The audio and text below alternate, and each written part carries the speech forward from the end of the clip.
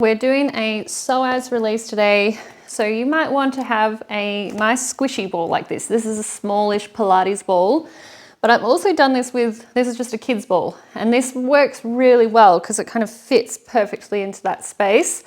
I'm going to do a soft ball today just to show you how I do this, and I'm going to use a yoga block as well. So we want to have this little bit of elevation so that we can actually lay over this and get a little bit of flexion into the back of the body. So we're thinking lumbar flexion. When we have a lot of tightness through this area or into the hip flexor, it can sometimes be the psoas is kind of pulling us forward into this kind of position like this. So the psoas attaches down here on the lumbar, comes all the way around onto the front of the femur, and you can imagine if your positioning in terms of your pelvis is very forward, that's going to get stretched and it's going to feel really tight. So what we want to do is release that psoas a little bit, and we're going to do it by laying on top of a ball. So I'm going to take this, the ball is going to go so kind of right inside the hip bone here, right here. So underneath the rib cage, inside the hip bone. I'm going to put that ball right in that space, and then I'm going to come down on top of my yoga block. So I'm kind of positioning myself so I can get right into that space. And this can be quite intense. So you can kind of ease into this. If it feels like a lot, you can go very slow.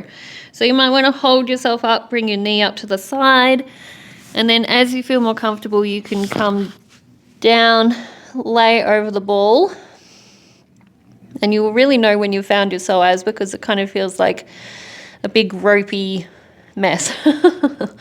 Or it does for me today at least anyway. So you have a wiggle around, move your legs around. You're really trying to get into a position where you feel like you're a little bit rounded through your back. Just gonna have a wiggle here. Get yourself comfortable. And we're going to stay in this for about 1 to 2 minutes each side. So you're really thinking about inhaling into your low back. And then as you exhale, really try to let all those tissues just melt over the ball. It sometimes takes a little bit of adjustment to hit the right spot. You want to make sure you're not too high, not going like right into the middle of your belly either. You do want to make sure you're on one side. And we're just going to stay here maybe 3 more breaths, just letting that ball sink into the tissue.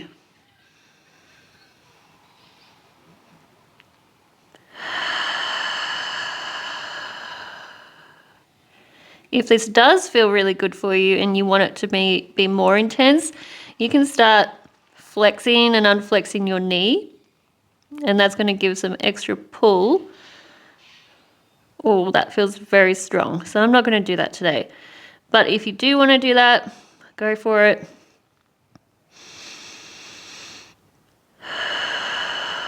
Letting the ball sink in. So we're going to swap to the other side. Feel free to stay longer. You might need a good 10, 20 breaths.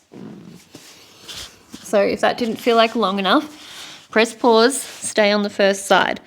So getting yourself set up on the other side, same thing. You can have your knee bent up for a bit of extra support, or take it all the way down and just really get into that space. So inside the hip bone, down low, away from the rib cage, sinking into the ball.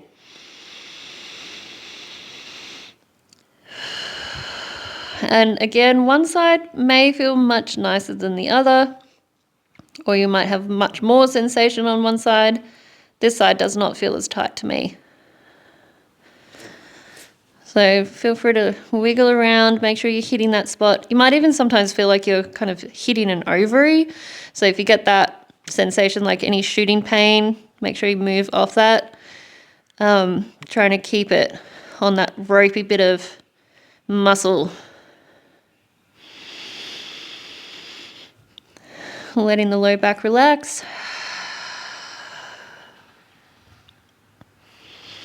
And then again, if you want to make it a little bit more intense, you can flex that leg and extend. Trying to sink over the ball.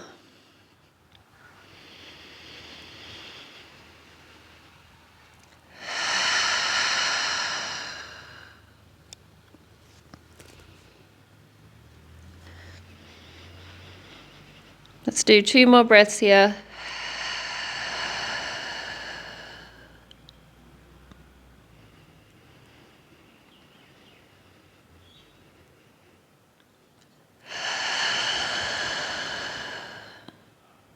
Okay, so when you come up from that, you might go, oh, I feel so nice and open through the front here. I know I do right now.